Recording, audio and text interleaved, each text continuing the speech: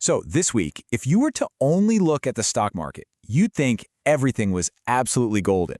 I mean, Wall Street threw a huge party, and it was all because of one single record-breaking number. Let's dive in and figure out what that number is and what's really going on behind the scenes. And there it is, 47,207.12. That is the number that had traders popping champagne this week. You know, it's a massive psychological milestone to cross, but what does a number like that really mean for the economy? Well, it means that for the first time in history, the Dow Jones Industrial Average, one of those big benchmarks for the health of the U.S. economy, it closed above 47,000. This wasn't just a good day, folks. This was historic. So what on earth lit the fuse for this explosion of optimism? To really get why everyone on Wall Street was so happy, we have to look at the one piece of data that can totally make or break the market's mood: inflation. And that brings us to a term you've probably heard a million times lately. Yep, the Consumer Price Index, or CPI. Basically, it's the government's official report card for how much the price of everyday stuff is going up or down. You can think of it as the official price tag on life itself. And, well, the latest report had some very good news for investors. The data came in, and it showed inflation was cooling off even more than the experts predicted. For Wall Street, this was the signal they had been desperately waiting for. It was like the music finally started, and the party was officially on. Okay, fine, great for Wall Street's party, but who cares? How does any of this actually connect back to the real world, to your money? Well, it all boils down to what everyone now thinks the Federal Reserve is going to do next. And just look at how certain the market is about this. A whopping 98.9% probability that the Fed is going to cut interest rates. That means cheaper loans for cars, for houses, for businesses to expand. This is the rocket fuel that sent the market soaring. But is that the whole story? Because the second you step off the trading floor and onto Main Street, the picture gets a whole lot murkier. It starts to feel less like one big party and a lot more like a tale of two completely different economies living side by side.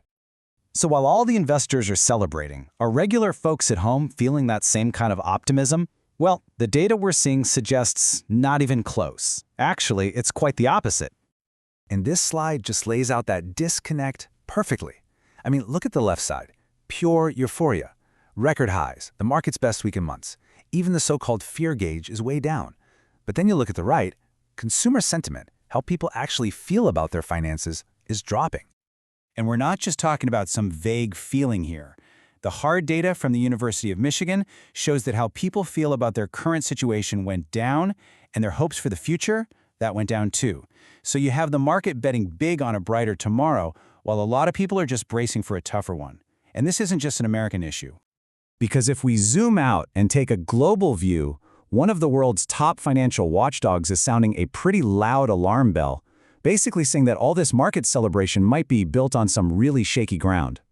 Now that's a direct quote from the International Monetary Fund. And let me tell you, when they say prices are well above fundamentals, that's the very polite, diplomatic way of saying, hey everyone, this is starting to look a lot like a bubble. They're warning that the market could be heading for a painful reality check. And it's not just one thing. The IMF is pointing to this whole cocktail of risks. You've got stock prices that seem way too high compared to what companies are actually earning, governments drowning in debt, and a market that seems to be totally ignoring major global conflicts. It's a long list of worries.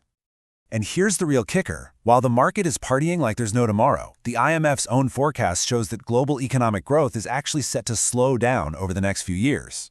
So how does that work? A slowing global economy and a record-high stock market? That's a contradiction that is really hard to ignore. But there's one more risk that often gets completely lost in all these financial headlines. It's a risk that you can't measure in daily stock prices, but its cost is measured in trillions of dollars of damage. And it's a problem that is accelerating right under our noses.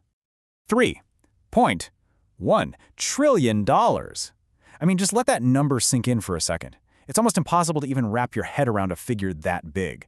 So what on earth does it represent? That is the running tab for severe weather events in the United States since 1980. We're talking everything from hurricanes to wildfires to floods, and the most alarming part isn't just that huge total. It's the fact that the problem is getting worse, and it's happening faster and faster.